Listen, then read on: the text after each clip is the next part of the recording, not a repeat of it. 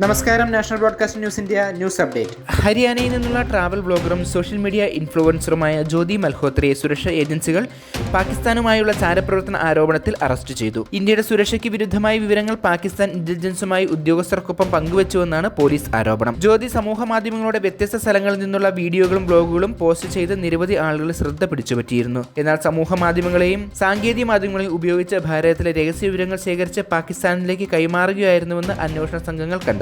ജ്യോതിയെ ഒരു അസറ്റായി വികസിപ്പിച്ചെടുക്കുകയായിരുന്നുവെന്ന് ഞങ്ങൾ കണ്ടെത്തിയെന്ന് അന്വേഷണ ഉദ്യോഗസ്ഥർ പറഞ്ഞു. ഒരു ദീർഘകാല പ്രക്രിയയിലൂടെയാണ് അവൾ പാകിസ്ഥാൻ ഇന്റലിജൻസുമായി ബന്ധപ്പെടുകയും അവരുമായി രഹസ്യവിവരങ്ങൾ കൈമാറുകയും ചെയ്തത്. അറസ്റ്റിനൊപ്പം നിരവധി ഇലക്ട്രോണിക് ഉപകരണങ്ങളും സന്ദേശങ്ങൾ, കോൾ റെക്കോർഡുകൾ എന്നിവയും പോലീസിന് കിട്ടി. ഇവ തെളിവുകളായി കോടതി സമർപ്പിക്കുന്നുവെന്ന് പോലീസ് വ്യക്തമാക്കി. പ്രതിയുടെ പിന്നാലെ നടന്ന മാസങ്ങളായാണ് രഹസ്യാന്വേഷണം നടത്തിയത്.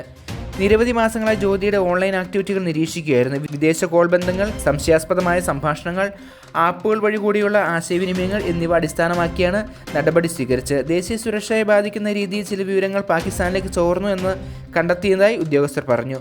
കോടതിയിൽ ഹാജരാക്കിയ ശേഷം റിമാൻഡ് ചെയ്തു. ദേശീയ സുരക്ഷയ്ക്കെതിരായ കുറ്റകൃത്യങ്ങൾക്കായി കർശന വകുപ്പുകൾ ചുമത്തിയിട്ടുണ്ട്. കൂടുതൽ പേർ ഈ കേസിൽ ഉൾപ്പെട്ടിട്ടുണ്ടോ എന്ന് സംബന്ധിച്ച് അന്വേഷണം തുടരുകയാണ്. കൂടുതൽ വാർത്തകൾക്കായി കാത്തിരിക്കുക. National broadcasting news India.